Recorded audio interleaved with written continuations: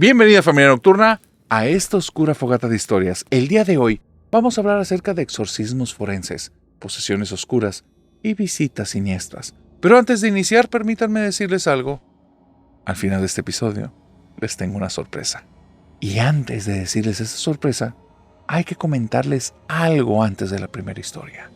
Y eso es que si eres nuevo y nunca habías estado en una oscura fogata de historias, te recomiendo deja encendida la luz.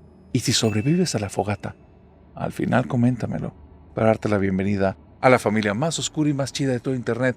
Y aprovecho para decir, invoco a mi familia nocturna para que se haga presente en los comentarios y diga: narrador, te escucho desde, y pongan la banderita de su país, porque les vamos a tener muy pronto una muy buena sorpresa. Una vez dicho esto, comencemos con esta oscura fogata de historias. Y sí, si eres nuevo, no apagues la luz.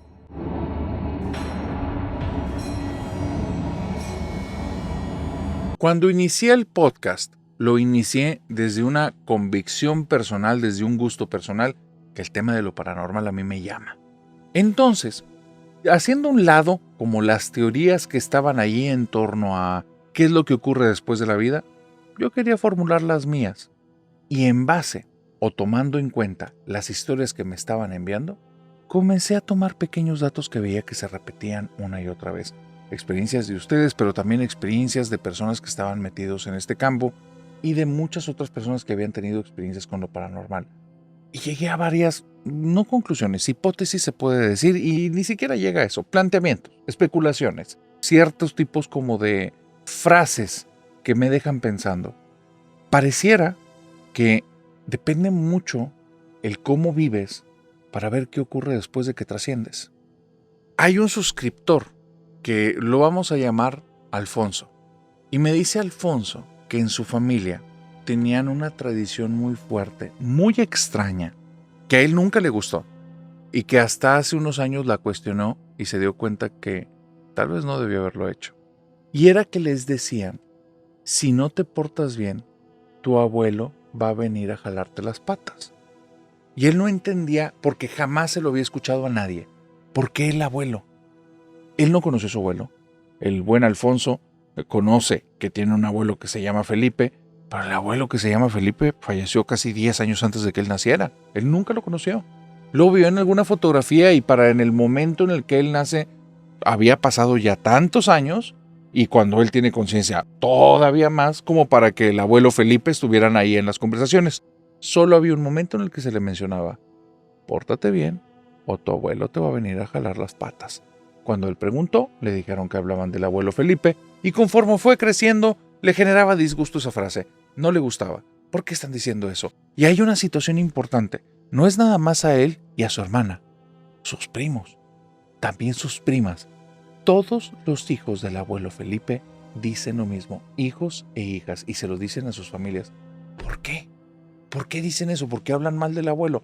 Suena horrible. Aparte, llegar a la escuela y que lleguen a escuchar como que mis compañeros, a mi mamá o a mi papá diciendo: tu abuelo te va a venir a jalar las patas, suena hasta ridículo, parecemos personas como muy ignorantes. Así es que yo crecí, dice Alfonso, yo crecí como con mucho rechazo a esa tradición familiar.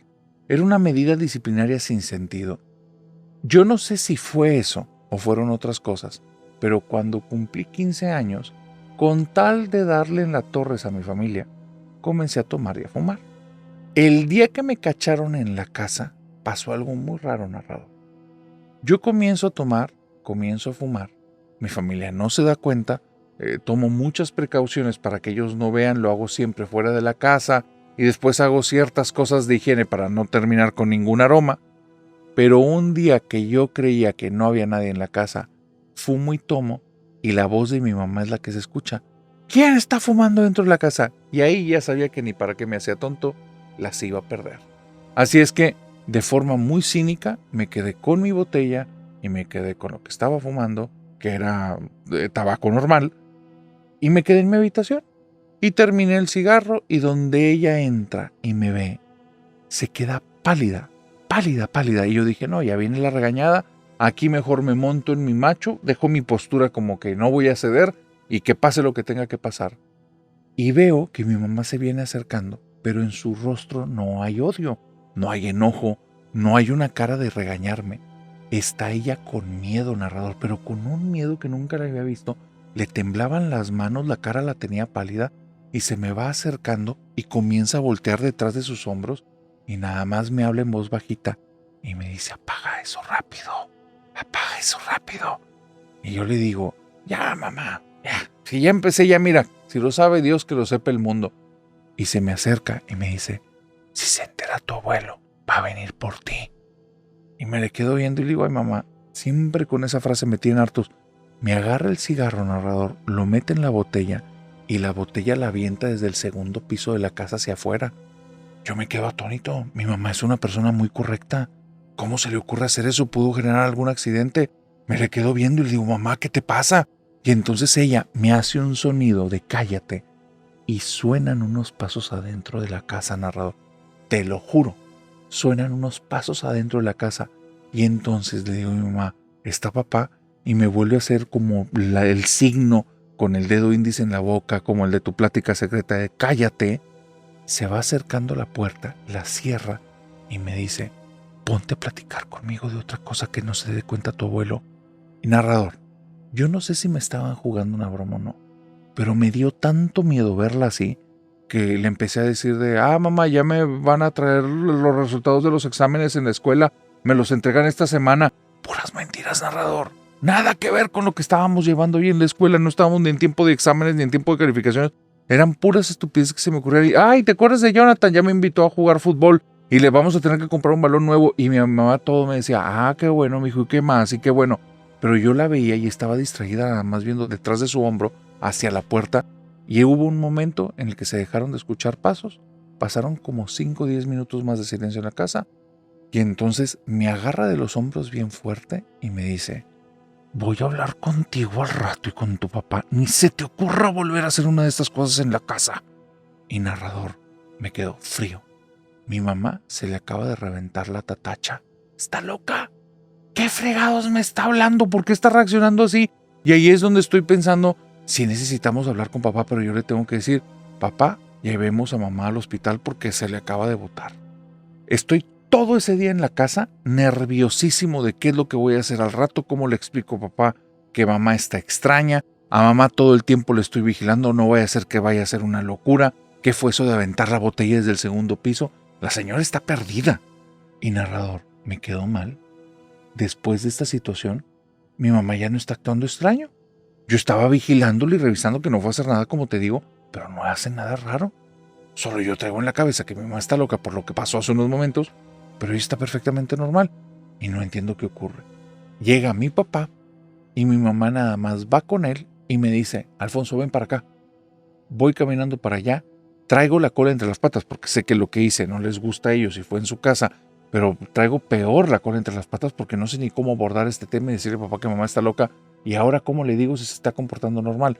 Pero lo peor fue lo que ocurrió en ese momento. Mi mamá le dice enfrente de mí, ya pasó lo que no debía de pasar. Y mi papá se pone blanco, voltea a verme y me dice, ¿lo hiciste aquí en la casa? Y yo nada más me quedo viendo y le digo, ¿qué cosa? Vámonos. Y nos subimos todos al carro junto con mi hermana y nos vamos en el carro a dar la vuelta a sin ningún lugar en especial. Estamos dando vueltas por calles, narrador, y después como de 10, 15 o 20 minutos de estar dando vueltas por todos lados de la ciudad, mi papá empezó a decir, tienen que tener mucho cuidado. Su abuelo era una persona difícil, muy difícil. Y su abuelo fue muy claro en vida. Yo no quiero tener hijos malos, prefiero no tenerlos. Y se ponía muy mal, muy violento, cuando hacíamos cosas que él consideraba que estaban mal.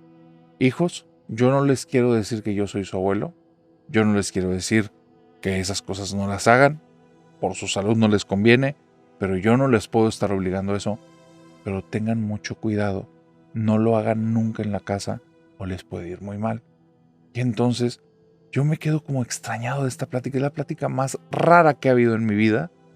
Y nada más me asomo entre mamá y papá y les digo, pueden dejar de estar jugando, está bien estúpida las cosas que nos están diciendo. O sea, ya nada más digan que no quieren que caigamos en esos vicios y ya, no nos inventen esto. Y voltean mis papás con miedo y dicen, ¿tú crees que es un juego? ¿Crees que estamos jugando? ¿Crees que te estamos diciendo lo del abuelo nada más porque se nos ocurrió? no sabes lo que les pasó a tu tío. Y entonces hay un tío al cual nunca nos acercamos porque dicen que este tío estaba en muy malos pasos y que después quedó como trastornado, que quedó como medio mal. Y es un tío que lo hemos mantenido como lejos de la casa. Cuando me dijeron, ¿no sabes lo que le pasó a tu tío? Yo les dije directamente, siempre que algo quieren que nos caiga como que el 20, que reflexionemos, siempre lo ponen el ejemplo, ya dejen al pobre tío en paz. O sea, el pobre tío nada tiene que ver con nosotros y él sus problemas tendrá. ¿Tiene algún trastorno, mamá? ¿Tendrá alguna enfermedad?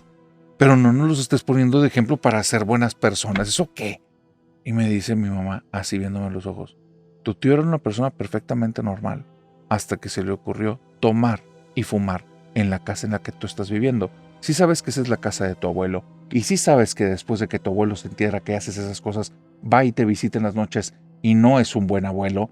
Y entonces cuando me dice eso, narrador, me quedé sin palabras, me quedé frío, no entendía qué estaba pasando y mi papá me dice, vamos con tu tío. Son cerca de las 11 de la noche, narrador.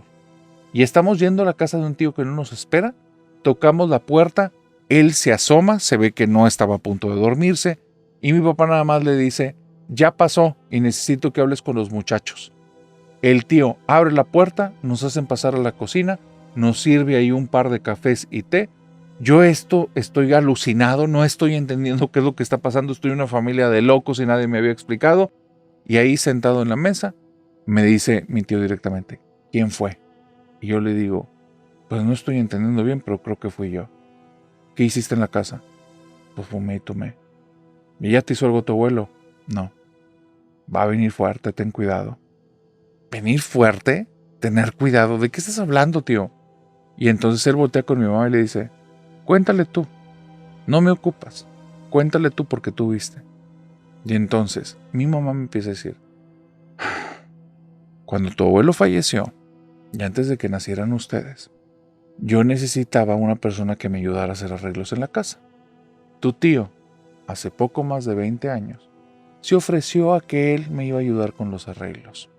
Yo estaba en la parte de abajo, tu tío estaba en la parte de arriba y de repente en la casa comenzó a oler mucho humo, pero mucho humo, tabaco fuerte como de puro, como de un cigarro de estos grandes, y que me topo a tu tío que está fumando allá en la zona que estaba haciendo los arreglos, se tomó un descanso, estaba utilizando eso, y le digo, ¿qué te pasa? Acuérdate que a papá no le gustaba que hiciéramos estas cosas, y él abiertamente dijo, ¿y tú te crees esa cosa de que nos va a venir a jalar las patas? Son puras tonterías.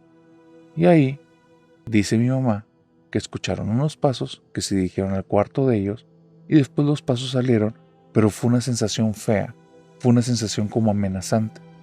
No pasa nada, mi tío se queda a dormir ahí para empezar los trabajos al día siguiente, y en la noche está gritando desde la habitación de huéspedes.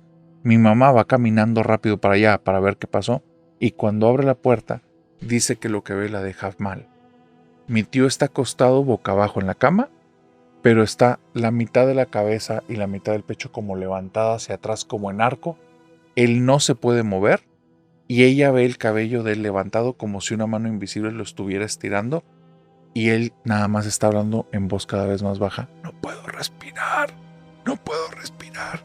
Dice mi mamá que cuando se acerca para intentarlo como mover porque no sabe lo que está ocurriendo ahí, ve marcas de manos como dedos que se están amoratando en el cuello y grita, papá, ya déjalo, es Josué, déjalo. Y que nada más vio cómo cayeron los cabellos y el tío fue y golpeó la cama. Esa fue la primera de 35 noches que le fue pasando una y otra vez lo mismo. Se le dañaron los hombros, se le dañó la garganta, parte de la columna después tuvo que tener varias cirugías, porque el abuelo había dicho claramente, yo no quiero tener hijos malos, prefiero no tenerlos. Desde ese día se hizo esta leyenda en la familia de una manera directa. Y ahora, narrador, que yo viví eso, me fui con un miedo que no tienes idea a la casa de regreso. Veníamos en el carro de regreso, un silencio sepulcral, parecía que nos habían matado o arrebatado todo en casa de mi tío. Llegamos a la casa, nadie dice nada, yo me voy a mi habitación y no quiero ir, mi hermana se va a su habitación y no quiere irse para allá, y de repente cerca de las 3, 4 de la mañana, que yo tengo el ojo pelón porque no me puedo dormir porque estoy muerto de miedo, escucho pasos en el pasillo, estoy a punto de tirar un grito, entonces siento que mi cama se estremece toda, volteo y me topo con la cara de mi hermana al lado y me dice, se me apareció alguien en el cuarto. Narrador, estaba ella asustadísima. Yo estoy a punto de soltarle un trancazo a la cara por el susto que me sacó a mí. Me tengo que contener con todo. Cuando volteo y entre los dos vemos lo mismo. Hay un tipo con una ropa como antigua, con un sombrero grande, está justo fuera de la habitación y se ve que él está fumando. No entiendo qué es lo que está pasando. Los dos empezamos a gritar, mamá, mamá, mamá. En algún momento ese sujeto se va, no sé ni siquiera si se movió, se desvaneció o algo, porque yo estaba como loco tapándome los ojos, volteando con mi hermana, viendo para abajo, volteando la puerta. En algún momento no está. Mi mamá llega, le decimos lo que vemos. Mi mamá dice, así le gustaba vestirse a tu abuelo los domingos. Y entonces digo, ¿pero fumaba? Sí, él sí podía fumar, sus hijos no.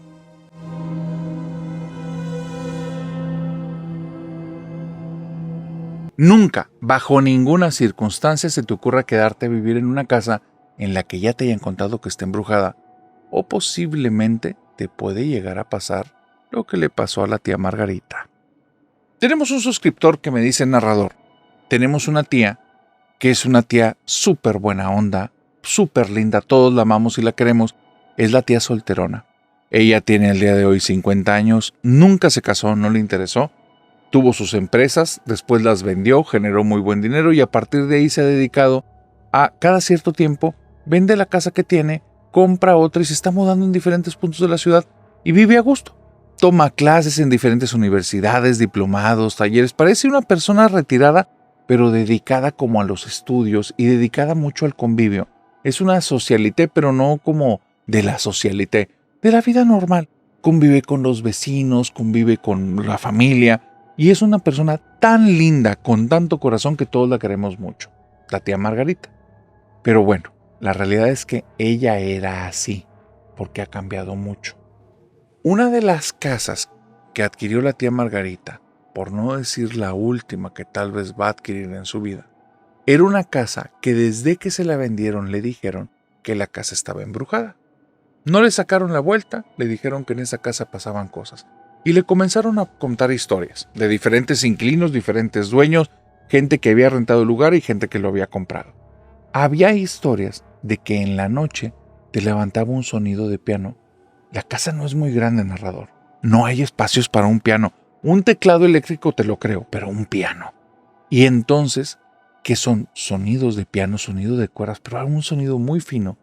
Y que había personas que habían bajado las escaleras del segundo piso para buscar de dónde venía el sonido, y cuando llegaban a la sala, ahí no había ningún piano, estaba lleno de sombras, personas que estaban ahí de pie, volteando hacia la entrada esperando a esa persona que iba caminando para allá, que después tenía que correr todas las escaleras directo a su habitación, o salir de la casa porque le pasó en 2 o 3 ocasiones, y que estas cosas se veía donde lo venían siguiendo, nunca las vio moverse, las veía ahí en el pasillo, las veía asomándose a su habitación. Las sombras no eran sombras bonitas, eran sombras horribles, sombras macabras, como de personas retorcidas, de personas sufriendo. Era algo que te daba una vibra espantosa. También le contaron que en algunas ocasiones en el baño había ocurrido que habían encontrado huellas negras en las paredes, en el piso, en el espejo, que se limpiaban fácilmente, pero que al tiempo volvían a aparecer, y que solo una inquilina una vez contó que estando ella bañándose, se abrió la cortina sin que ella la tocara, después vio huellas en el piso y se abrió la puerta. Fue la única que vio eso, más gente vivido y no había pasado más cosas. Hubo infestaciones de alacranes y de arañas, y que después de pasar miles de insecticidas pasaban y pasaban y pasaban, hasta que llevaban a una persona que fuera a hacer una bendición o una limpia, se quitaban. Hablan de 2 parejas que después de haber estado ahí terminaron pero en la ruina, de tener negocios propios y que les iban muy bien. Terminaron con todo cerrado, los 2 separados, muy mal, muy muy mal. Mi tía va y le pregunta a los vecinos y los vecinos le dicen directamente, no se haga daño señora, no compre esa casa, la casa sí está embrujada. Pero como mi tía estaba en el tema de negocios, ella creía que lo que querían era comprar la casa en muy bajo precio y quedársela a alguno de los vecinos.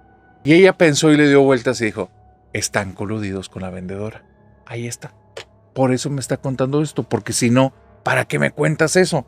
Por leyes de México ni puedo hacer nada. Si así pasaran cosas, no hay forma alguna en la que yo me vaya a quedar, después te pueda devolver la propiedad y me vuelvas el dinero.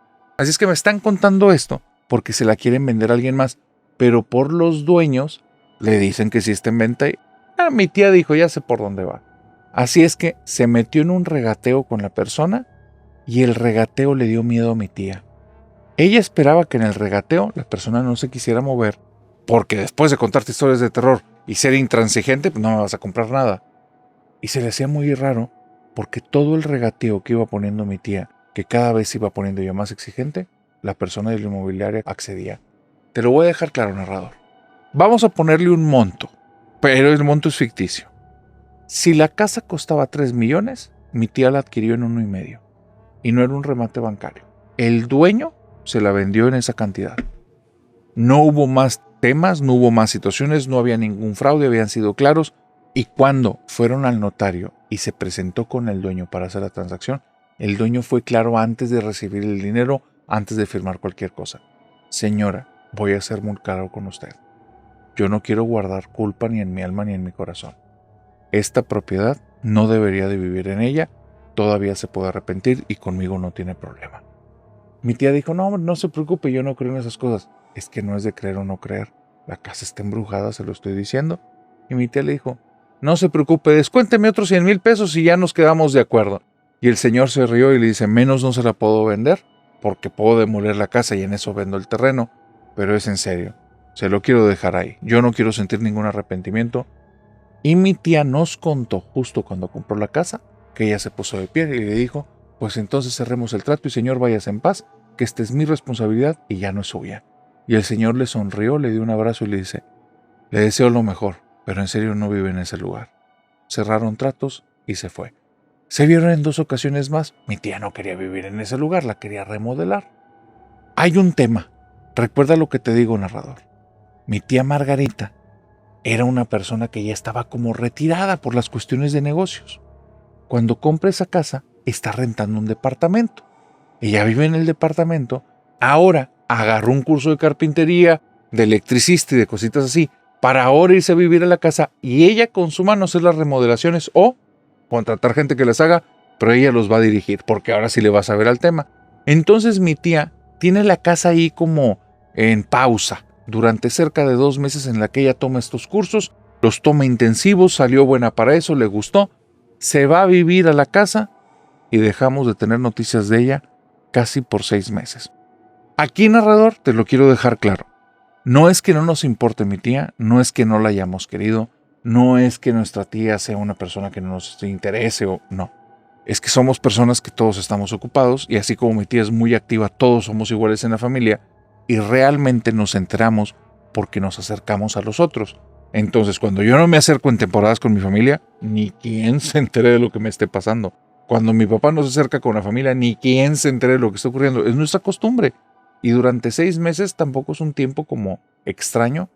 Nos damos cuenta que no hemos tenido noticias de la tía, ni de la remodelación. Y es más, mi mamá dice, ha de estar bien ocupada con la remodela de su casa embrujada. Ha de estar poniendo esqueletos y demonios y fantasmas y brujitas y duendes por todos lados para que cuando vayamos nos juegue alguna broma pesada. Y entonces todos soltábamos la carcajada porque si nos imaginábamos a mi tía así, la verdad. Mi tía es así. Y pues, narrador, 7 meses, 8 meses, 9 meses, y a mí ya me entra la preocupación. ¿Ya qué le está pasando a la tía? Le hemos mandado mensajes y no responde. Algo aquí está bien raro. Fui a visitarla con mi hermana. Y, narrador, te lo quiero decir así directo, yo creo que las cosas están muy mal. Muy mal. Fuimos a la casa de mi tía. No te quiero decir en qué calidad vimos la fachada de la casa. Estaba mal.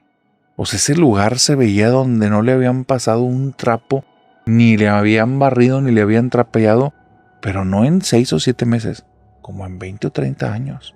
La cantidad de polvo en las ventanas, la inmundicia que tenía en el jardín, estaba hecho un asco. Mal, la hierba por todos lados, cosas podridas, basura tirada. Sonaba una zona de desastre, nos dio miedo. que le hubieran hecho algo a mi tía y se hubieran quedado a vivir ahí malvivientes y mi tía la desaparecieron. Pues nos ponemos a tocar la puerta, pero tocamos la puerta y nos vamos hasta el porche, hasta afuera, hasta la calle, para que si alguien sale no nos vaya a hacer algo. Y volvemos a tocar y volvemos a hacer lo mismo. Y caminamos todo el caminito del jardín, subimos 2 escaloncitos, le tocamos la puerta y nos venimos corriendo otra vez justo a la entradita donde está la rejita hacia abajo, hasta que la 10ª vez se abre la puerta y sale mi tía Margarita, pero es otra persona. Los cabellos todos despeinados, la ropa toda sucia, la cara se ve mal. Y se ve mal desnutrida, se ve mal desvelada, se ve mal rara. Mi tía tenía marcas de estas que dicen que son de las personas que sonríen mucho. Cuando ella sonreía, todo el rostro se le marcaba por todas partes porque era una persona muy risueña. Ahora tenía signos de persona como enojada, molesta. Bueno, narrador, pues mi tía nos saluda, nada más levantando la mano y haciéndonos así. Decimos, tía, venimos en mal momento, ¿quiere que la visitemos después? No, pásenle. Pero era como inexpresiva y al mismo tiempo el entrecejo fruncido, como molesta. Era raro, narrador. Camino con mi hermana, le digo, ten el celular a la mano, si ocupamos llamar a emergencia, ya pon ahí el número y nada más le picamos llamar. Mi hermana me dice que sí, vamos caminando para allá. Y mi tía dice, qué bueno que me visitan. Yo creía que ya no les importaba. Y se nos hace súper raro ese comentario. Mi tía nunca fue una persona sentida. Ella es igual y le decimos, tía, perdón, pero no habíamos sabido de usted y creíamos que estaba ocupada en las remodelaciones. Sí, la casa me está quedando muy bonita. Narrador, cuando cruzamos el umbral, se nos puso la piel fría. Todo el pasillo hasta el fondo, todo lleno de polvo y telarañas. Pero polvo y telarañas de una casa abandonada que está en medio de la nada y está llena de insectos. Pasamos unos pasitos más y pasan cucarachas de una habitación para otra, no una ni dos, una cantidad asquerosa. Volteo a ver a mi hermana y mi tía nos empieza a decir, comenzamos por el pasillo las remodelaciones. Tuvimos que cambiar la madera, le cambiamos el piso. Narrador, era como si me estuviera hablando de otra casa diferente a la que estoy viendo ahí. El piso que está ahí se ve viejo, sucio. Las paredes se ven todas mal pintadas, pintarrajeadas. Hay huellas de manos que ya ni te quiero decir qué cosas tenían las manos para dejar esas marcas. Hay un aroma terrible en la casa. Y en eso me dice mi tía, aquí en la sala pusimos muebles nuevos y cambiamos el foco. La sala estaba vacía, narrador. Yo estaba hablando con una persona que estaba en otra realidad. Todo estaba lleno de telarañas. Y entonces nada más le hablo por lo bajo a mi hermana y le digo, llama a emergencias, necesitamos traer una ambulancia. Y donde le digo eso, mi tía nos agarra de los hombros y dice, esta es mi casa y no me van a sacar. Nada más la dejamos y le decimos, ay, perdón tía, no sabía que nos estaba escuchando, es que la vemos como muy pálida. Le estoy diciendo a mi hermana que le hable a emergencias por una ambulancia porque yo le estoy viendo mal. Váyanse de aquí, no son bienvenidos en mi casa, de aquí no me van a sacar. Narrador, los ojos le cambiaron. No es la mirada de mi tía, ni son los ojos de mi tía, ni es el color de pupila de mi tía. Nos quedamos viendo los unos a los otros, nos salimos de ahí, mi tía se queda a mitad del pasillo, nosotros abrimos la puerta, salimos, y la puerta vemos que se cierra, pero mi tía seguía a mitad del pasillo. ¿Quién fregado cerró la puerta? No sé. Vamos muertos de miedo con mamá. Mamá, la tía Margarita, algo le está pasando, esa casa sí está embrujada, y ella empieza, y no empiezan con supersticiones, les jugó una broma, le empezamos a contar todo a detalle, y entonces mi mamá dice, pero es que, ¿por qué me están inventando esto? Tu tía Margarita no te aguanta un insecto, grita como loca. Ella es la primera que está haciendo llamadas de que hay una cucaracha, vengan a ayudarme. Mamá, la casa está podrida y se está comiendo la tía. Bueno, narrador, todas las cosas que tuvieron que hacer para sacar a mi tía Margarita de su casa son cosas que ni te voy a decir, pero tuvieron que hacer procesos legales y ahorita mi tía está en un hospital psiquiátrico. Yo te voy a decir lo que yo creo. En el hospital nos dicen que es esquizofrenia. Yo estoy 100% seguro que esa mujer terminó poseída. Y esa casa que compró, ojalá que no sea la última, pero parece que va a ser la última casa que tuvo mi tía y todo por haberse quedado a vivir ahí.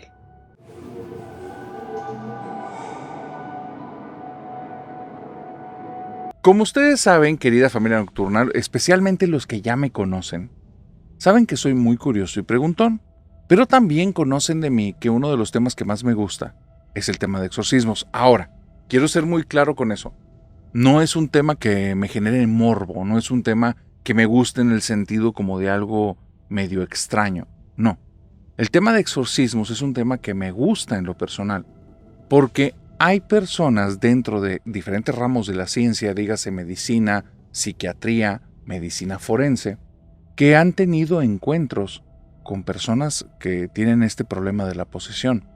Que tienes que saber que existen las personas que están dentro de estos ramos, que son personas creyentes y susceptibles a caer como que en cierto tipo de creencias fácilmente.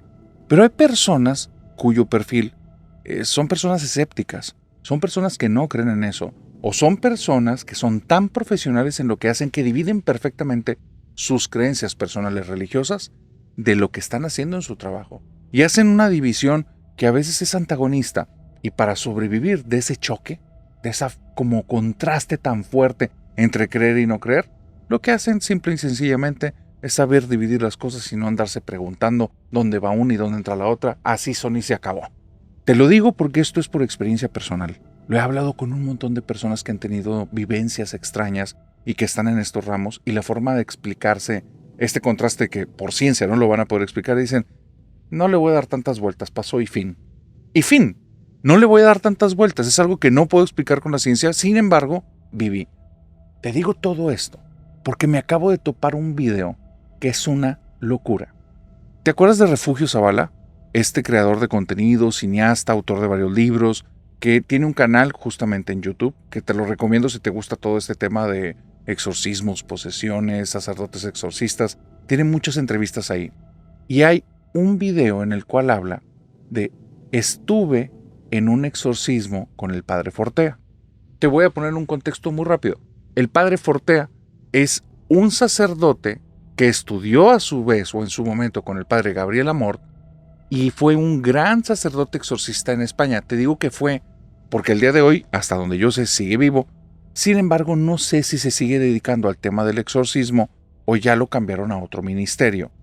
El padre Fortea tenía en un momento un auge muy grande en España, porque él estaba escribiendo libros, dando conferencias, aparte de su ministerio. Todo esto para dar difusión a este tipo de menesteres, este tipo de conocimientos de situaciones y de fenómenos. También daba clases acerca de teología, de demonología, y expresaba lo que él fue conociendo en su experiencia. Y a pesar de que era un exorcista, era una persona con los pies en la tierra y hablaba que la gran mayoría de los casos que él ha vivido no han sido casos de posesiones reales. Sí ha habido una buena cantidad, porque a él le caían una cantidad de casos tremenda, pero era un porcentaje bajísimo el que terminaba siendo un tipo de posesión real. Bueno, estamos hablando de ese tiempo, cuando un médico forense, que en esta época tiene un muy buen renombre, se dedica de lleno a todo el tema de medicina forense, y él dice abiertamente, no, en medicina forense te habitúas a ver un montón de cosas que el ser humano promedio jamás en la vida va a ver, cosas que parecen posesiones. Por eso el tema de la posesión, él no lo tenía como algo ni relevante ni real. Muy probablemente es algún tipo de trastorno que la otra persona que lo está atendiendo, como no tiene mis conocimientos, definitivamente no lo sabe diagnosticar. Pero si un día me topo con eso, definitivamente voy a ver qué está detrás de la posesión. Y dicen que el que pide las cosas a veces se le conceden, porque resulta que este médico forense se entera que hay un tipo de presentación, algún tipo de plática que va a dar el padre Fortea, y tiene oportunidad de ir para allá. Ahora hay otro punto extra. Una de las personas cercanas o allegadas al padre Fortea está ahí en la presentación y resulta que es un amigo mutuo de este médico forense. Así es que cuando se ven en la presentación, este joven, esta persona cercana al padre Fortea, le dice al médico forense, oye, ¿no quieres conocerlo? Y al médico forense le brillan los ojos, porque ahí yo resoné mucho con él. Él también curioso y preguntón, dice, como científico, claro que quiero ver de cerca ese fenómeno. Me interesa ver qué es lo que está pasando ahí. ¿Qué hay detrás de la posesión? Te vuelvo a decir cuál es su postura. Quiero ver realmente qué tipo de trastorno es el que está ahí que no están logrando identificar. Quiero ver los fenómenos que ocurren y descubrir el truco detrás del velo, detrás del mago. Entonces le dice a su amigo, por favor, preséntamelo. Y cuando el padre Fortea lo conoce, reconoce en ese momento de la plática acerca de lo que él se dedica de la medicina forense y le dice, ¿no te interesaría venir a ver un exorcismo de cerca? Y el médico forense le dice, por favor, encantado. Dice, bueno, el día que tenga uno que realmente sea una posesión, te voy a hablar. Y si estás aquí, lo podemos ver. Y pasó un tiempo considerable, y un día recibe un mensaje a su celular. Yo sé que probablemente me vas a decir que no. Sé que este es el peor momento en el que te lo puedo decir y que muy probablemente ni siquiera estás en la ciudad. Pero en este momento estoy a punto de iniciar un exorcismo y esta es una posesión real. ¿Quieres venir a verlo con tus propios ojos? El mensaje lo recibió el médico forense. El teléfono del que venía era el padre Fortea. Se queda fascinado, pero su cabeza le da vueltas. ¿Qué posibilidad hay que haya recibido este mensaje justo cuando estoy en la ciudad del padre Fortea, después de haber venido de varias ciudades? Esto es extraño. Así es que él se quiere ir allá donde está el padre Fortea, pero le dice, padre, le voy a ser honesto, no tengo manera de llegar. Estoy en la ciudad, sí pudiera ir, pero no tengo mi vehículo. Y el padre, de manera directa, le dice, pues renta un carro. Y entonces el médico forense, extrañado por la respuesta, dice, por primera vez en la vida, renté un carro y me fui donde estaba el padre Fortea. Esto fue antes del GPS, no tenía manera de ubicarse. Dice, y de forma muy extraña, que también me llamó mucho la atención, afuera del recinto donde me dijo que fuera, estaba ahí el padre Fortea, nos estaba esperando. Iba yo, mi esposa, y creo que una periodista, habla de una tercera persona, creo que es periodista, tal vez no es esa su profesión. Esta persona da un preámbulo y es importante tenerlo. Él ha tenido muchas experiencias muy fuertes con personas que tienen consumo de sustancias y conoce perfectamente cuánto duran las sustancias, qué tipo de efecto tienen, cuáles son como la forma en la que se manifiestan de formas diversas en las personas. 2, eso hace que no se asuste. Y 3, tiene mucho contacto con trastornos mentales. Dice, lamentablemente por mi carrera he conocido una cantidad de casos y he tenido mucha cercanía, entonces los conozco, entiendo, y es algo a lo que estoy lamentablemente habituado. Te digo lamentablemente porque esto tiene que ver de la mano con el sufrimiento de alguien más, y así lo dice el médico forense. Cuando llega a la iglesia bajan a un sótano. En este sótano se topa con un cuadro bastante extraño.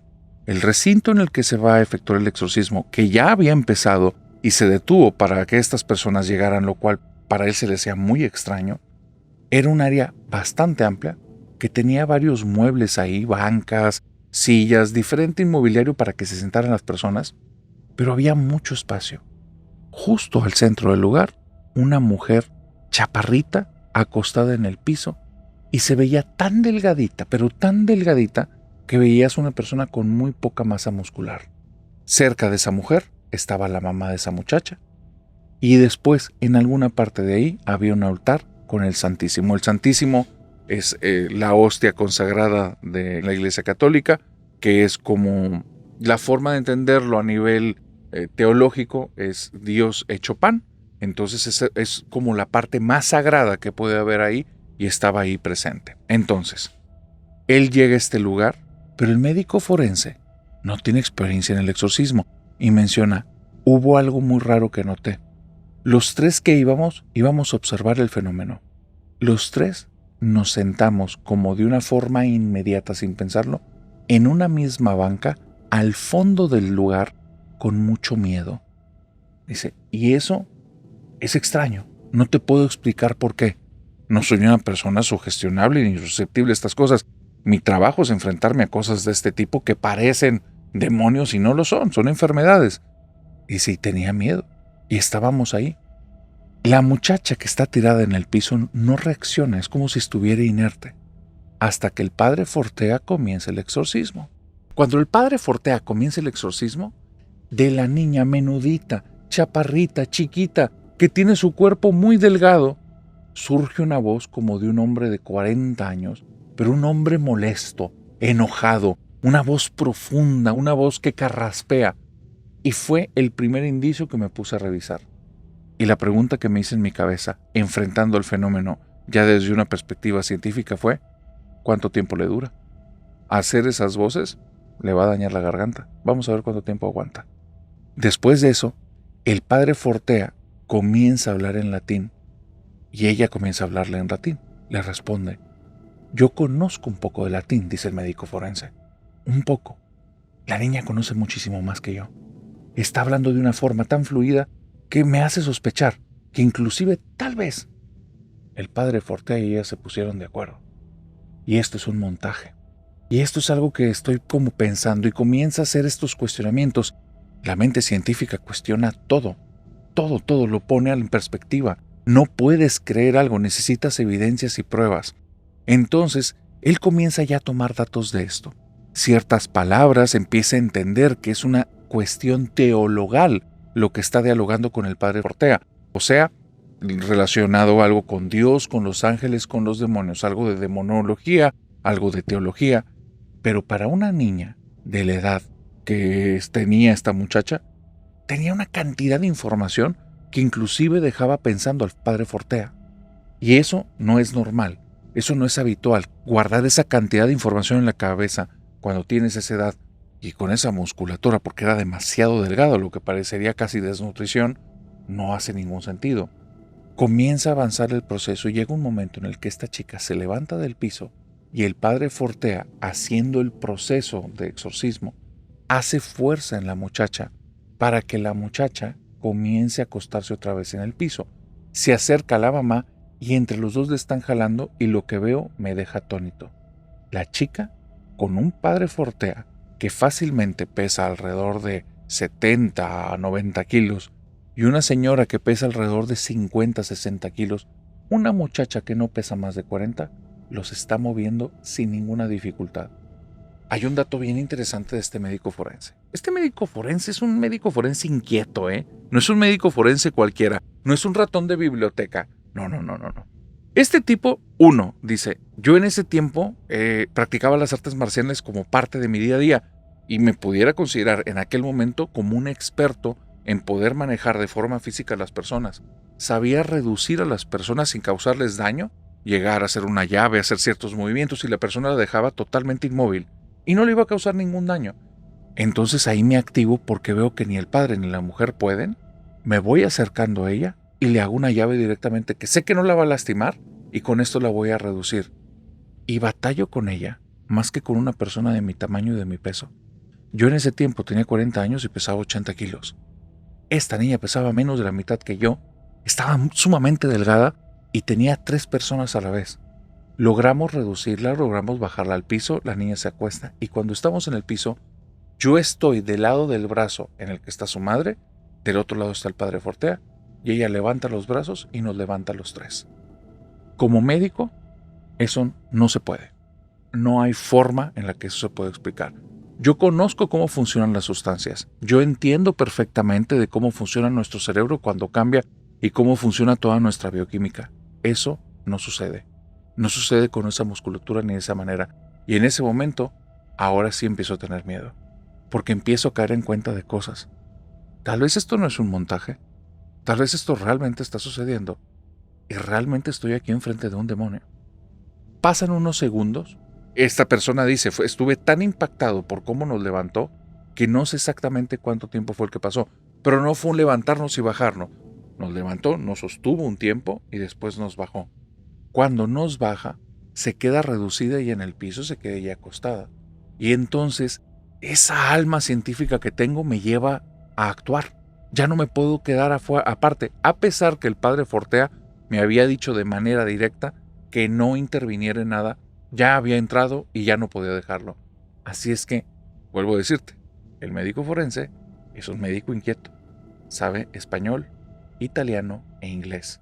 Y comienza a hablarle en los 3 idiomas haciéndole diferentes preguntas al demonio. Dice: y te lo voy a contestar.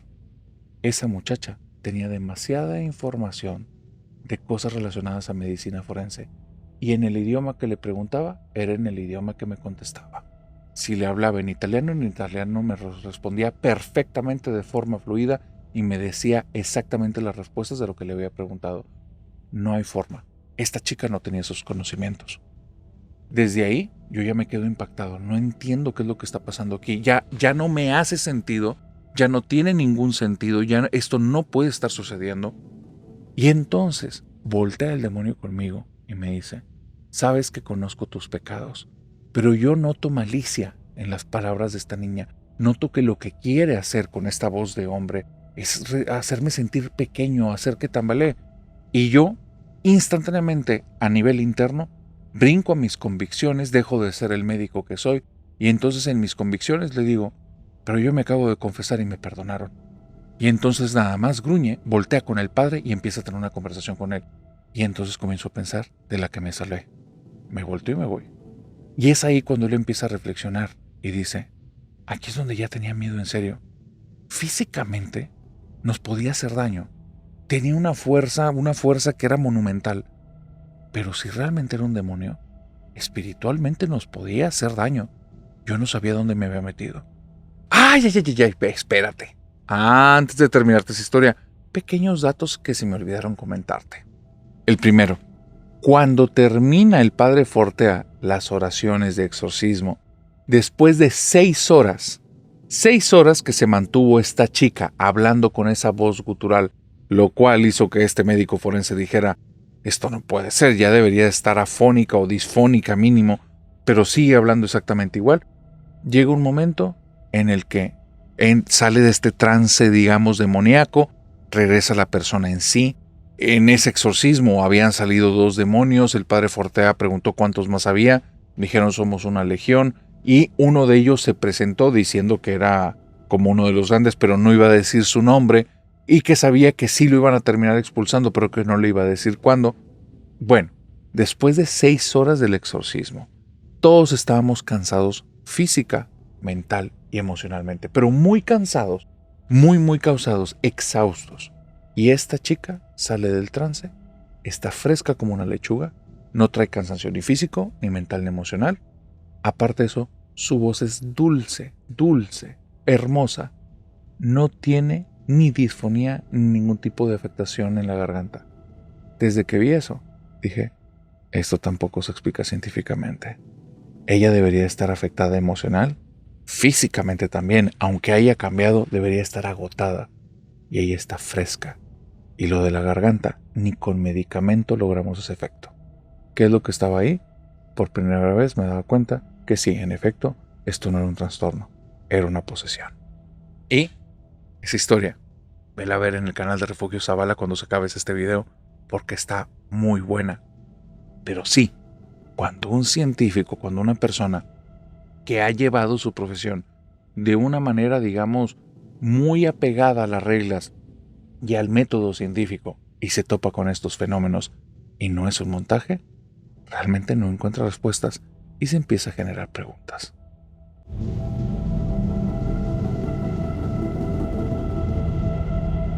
Y con esta historia, querida familia nocturna, hemos llegado al final de esta oscura fogata de historias. Pero antes de terminar, permítanme decirles algo que está bien interesante. Querida familia nocturna, ya están las primeras fechas de las fogatas en vivo del Tour de México. Y pueden ir ahí, si se van primero a los canales de difusión, ahí está el link para que vean las fechas, los lugares y puedan comprar boletos. Y voy a aprovechar para decirles, un miembro de la familia nocturna me contó que por cuestiones de trabajo le toca estar viajando por toda la República y me dijo, por favor, narrador, ya pon ahí todas las fechas porque quiero ver en qué lugares voy a ir a verte, ya que nos prometiste que cada una de las fogatas va a ser diferente. Así es que sí, familia nocturna, ese es nuestro compromiso. Cada fogata va a ser distinta y si quieren ir a vernos una o más veces, siempre van a ser bienvenidos. Ahora sí, de aquí al jueves, te deseo que tengas dulces pesadillas. Bye bye. Y los boletos están en los canales de difusión.